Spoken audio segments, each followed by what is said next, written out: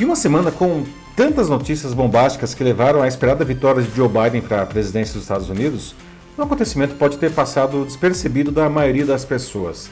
Na noite de quinta-feira, as três principais redes de TV aberta americanas, ABC, CBS e NBC, e plataformas online de vários jornais do país, literalmente cortaram no meio a fala ao vivo de Donald Trump. O motivo? Para variar, ele estava despejando suas mentiras alucinadas dessa vez e atacava o sistema eleitoral americano pelo simples fato que sua derrota nas urnas era iminente. Na hora, duas perguntas me vieram à cabeça. A primeira é por que os veículos de imprensa nunca fizeram isso antes? Afinal, Trump é o profeta do apocalipse das fake news desde muito antes de ser presidente. E a imprensa sempre deu palco para esse maluco. A segunda é, a imprensa pode fazer isso? Afinal, mesmo com Biden eleito, Trump ainda é o presidente até que o seu oponente vitorioso assuma o cargo, o que acontecerá apenas no dia 20 de janeiro. Em um primeiro momento, isso pode parecer só um dilema ético para jornalistas, mas não é. Você também está no centro desse dilema. Como você se posiciona sobre isso? Eu sou Paulo Silvestre, consultor de mídia, cultura e transformação digital, e essa é mais uma pílula de cultura digital para começarmos bem a semana, disponível em vídeo e em podcast. Todos nós, e não apenas os jornalistas, somos responsáveis pelo que dizemos, pelo que propagamos. Não? Essa é uma responsabilidade que sempre tivemos, mas da qual estamos esquecendo por influência do falso véu, do anonimato das redes sociais e do efeito manada. Né? Portanto, a gente responde pelo que a gente diz. Mais que isso, o que a gente diz tem impacto real em quem está à nossa volta e, por extensão, na sociedade. Dessa forma, entender o papel e o poder da imprensa nos ajuda a entender o nosso. Mesmo em tempos de domínio do Facebook e afins, a imprensa ocupa um papel de destaque nisso. Por isso, o jornalismo sério busca ser imparcial. Mas, se é assim, as três grandes emissoras de TV americanas agiram certo ao cortar o Trump, não, isso não seria censura? Vamos ver um exemplo, o da rede americana NBC. So if you count the votes that came in late, we're looking at them very strongly, but a lot of votes came in late. I've already decisively won many critical states, including massive victories in Florida, Iowa, Indiana, Ohio. Okay, here we are again in the unusual position of not only interrupting the President of the United States, but correcting the President of the United States. A NBC interrompeu a transmissão de Trump e seu âncora Brian Williams disse: "Estamos aqui novamente na posição incomum de não só interromper o presidente dos Estados Unidos, mas também de corrigir o presidente dos Estados Unidos." E é exatamente isso que aconteceu. Trump e todas as suas cópias mal jambradas pelo mundo, inclusive aqui no Brasil, costumam bater no que chamam de grande mídia, dizendo que ela os censura, calam o povo, e que a verdade só existe nas redes sociais. Isso serve para usarem essas plataformas para mentir descaradamente sobre tudo o tempo todo, para assim se manter no poder. E as pessoas que querem acreditar nisso, por qualquer motivo, além de um exército de robôs, não legitimam seus crimes. Ainda assim, se estamos em uma democracia, cortar Trump não é desrespeitar, então, quem votou nele?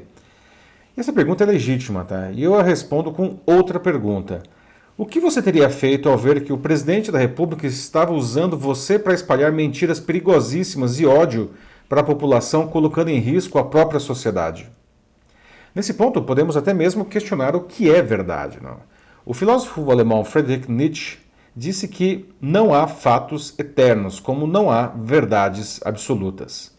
De fato, elas são raras. Elas estão, por exemplo, nas leis da ciência, mas para chegar a ser lei, uma teoria científica tem um longo caminho a percorrer.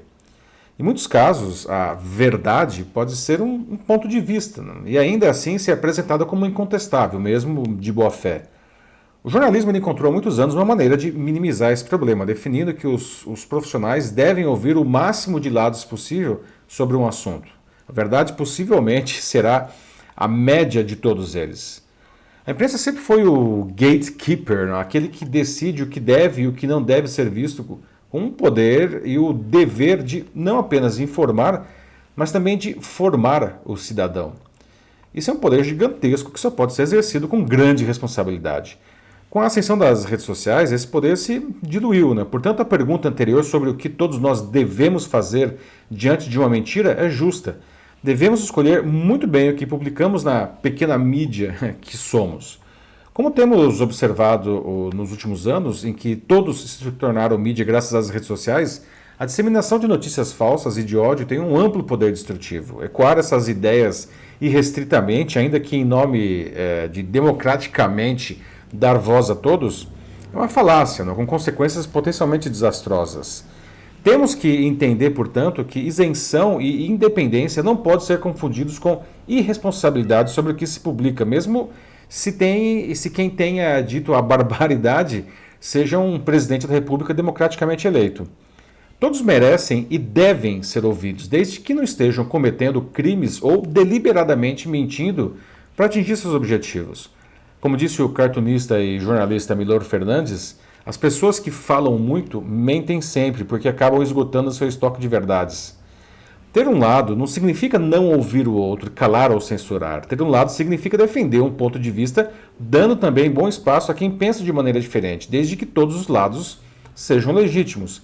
Afinal, a gente cresce ao ser confrontado com a diferença. Não? Quem tenta calar a diferença, quem trata o opositor como um inimigo que deve, se possível, ser destruído, não é legítimo, pois faz de tudo para tornar quem está à sua volta menor, para se manter no topo com a sua própria pequenez. Se a verdade absoluta é difícil de ser encontrada, temos que, pelo menos, definir o que é legítimo. E legítimo é o que defende valores inegociáveis, como o direito à vida, a liberdade, a igualdade e a democracia. Em sua fala de quinta, e em incontáveis outras, Trump feriu isso. Logo, os veículos de comunicação acertaram ao interromper o que dizia para restaurar os fatos. Escolheram um lado e agiram com responsabilidade.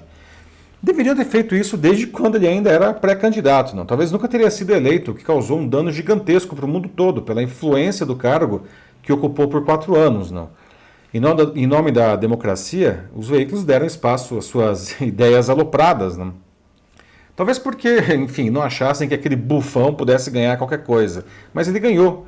Até porque essa exposição permitiu que suas ideias ressoassem em grande parte da população, que caíram no canto da sereia e se viram representadas por ele. Agora, Donald Trump é o que os americanos chamam de pato manco, o presidente no período entre o resultado da eleição e a posse de seu sucessor. E ele ainda pode causar enormes danos aos Estados Unidos e ao mundo todo nesses 2 meses e meio. Ficar dando palco para ele só permitirá que ele faça algo ainda pior.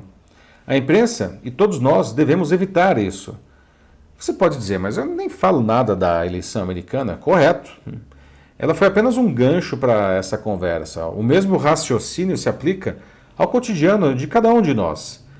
Não há nada de errado em escolhermos algo para defender, muito pelo contrário. Mas devemos também dar espaço a ideias diferentes. Devemos acolhê-las e não as silenciar. Caso contrário, usaremos esse grande poder que temos todos para nos tornarmos pessoas menores e também piorar a sociedade. É isso aí, meus amigos. E aí, como que isso impacta a sua vida, a sua carreira, seu negócio? Como devemos nos posicionar publicamente com segurança? Se você não souber como fazer isso, mande uma mensagem para mim e eu ajudo você a trilhar um bom caminho. Eu sou Paulo Silvestre, consultor de mídia, cultura e transformação digital. Um fraternal abraço. Tchau.